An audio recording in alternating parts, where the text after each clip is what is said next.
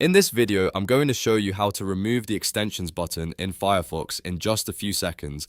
This is a super simple fix if you want to clean up your browser toolbar and make Firefox look less cluttered. If this tutorial helps you out, make sure to hit the like button and subscribe for more quick Firefox tips and software how-to guides. Alright, let's jump right in. First, open Firefox on your computer. Once the browser is open, look at the top right corner of the window where the extensions button appears. This is usually where you'll see the puzzle piece icon or your installed extension shortcut.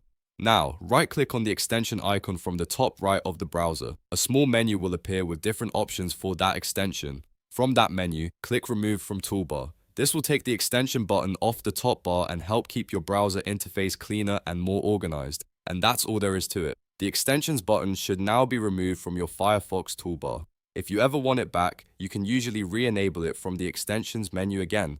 Thanks for watching, and if this video was helpful, don't forget to like, subscribe, and turn on notifications for more easy tutorials just like this one.